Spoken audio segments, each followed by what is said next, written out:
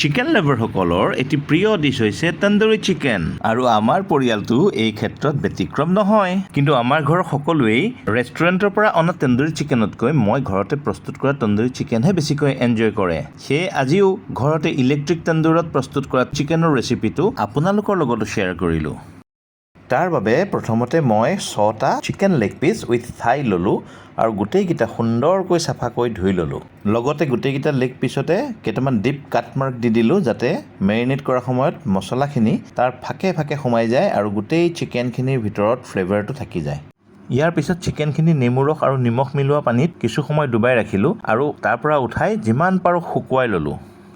ইয়াৰ পিছতে আহিল marination phase tasty chicken tandoori প্ৰস্তুত কৰাৰ এটোৱেই হ'ল মেইন ফেজ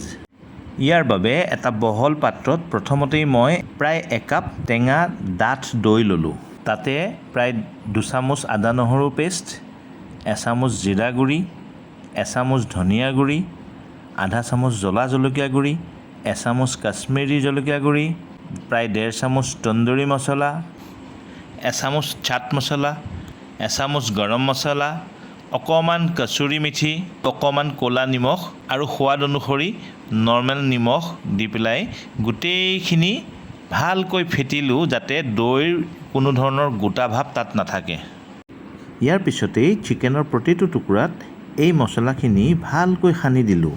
এই যে ডিপ কাটবিলাক কৰিছিলোঁ তাৰ মাজতো ঘঁহি ঘঁহি ভৰাই দিলোঁ তেতিয়া গোটেই মছলাৰ ফ্লেভাৰটো চিকেনৰ ভিতৰত থাকি যায় আৰু প্ৰপাৰ তন্দুৰী চিকেনৰ টেষ্টটো থাকি যায় এই মেৰিনেট কৰা চিকেনখিনি পাৰিলে অভাৰনাইট ৰাখিব পাৰিলেতো খুবেই ভাল নহ'লে অন্ততঃ 6 বা 7 ঘণ্টামান এনেকৈ ফ্ৰিজত ৰাখি থ'ব পাৰিলে খুব সুন্দৰ হয়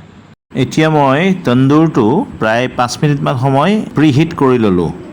আৰু তন্দুৰ ট্ৰেখনত প্ৰথমতে চিলভাৰ ফইল ভালকৈ লগাই ল'লোঁ আৰু চিকেনৰ পিচকেইটা ইভেনলি সজাই দিলোঁ ট্ৰেখন প্ৰিহিট হৈ থকা তন্দুৰটোৰ ভিতৰত লাহেকৈ ভৰাই দিলোঁ প্ৰায় 10-12 মিনিটৰ পিছত এবাৰ চেক কৰিলোঁ আৰু চিকেনৰ পিচকেইটা অকণ ওলট পালট কৰি দিলোঁ লগতে গোটেইকেইটা চিকেন পিছতে অলপ বাটাৰ সানি দিলোঁ আৰু প্ৰায় 5-6 মিনিট তন্দুৰৰ ভিতৰত থকাৰ পিছত উলিয়াই চাই দেখিলোঁ যে চিকেনখিনি সুন্দৰকৈ সিজিছে আৰু তাত তন্দুৰীৰ যিটো গ্ৰিল মাৰ্ক সেই মাৰ্কটো ধুনীয়াকৈ আহি গৈছে দেখিলে গম পোৱা যায় যে তন্দুৰীখিনি খাবৰ বাবে প্ৰস্তুত হৈ গৈছে এতিয়া মই প্লেটিং আৰম্ভ কৰিছোঁ চিকেন তন্দুৰীখিনিৰ ওপৰত মই বেলেগ ধৰণৰকৈ প্ৰস্তুত কৰা অলপ পিঁয়াজ ওপৰত দি দিলোঁ লগত ধনিয়া অকণমান নেমু 2 টুকুৰমান আৰু অকণমান চাট মছলা ওপৰত ছটিয়াই দিলোঁ আৰু আজি চেষ্টা কৰা তন্দুৰী চিকেন মোৰ প্ৰস্তুত হৈ গৈছে গতিকে আশা কৰোঁ আপোনালোকে এই ভিডিঅ'টো চাই ভাল পালে আৰু ঘৰত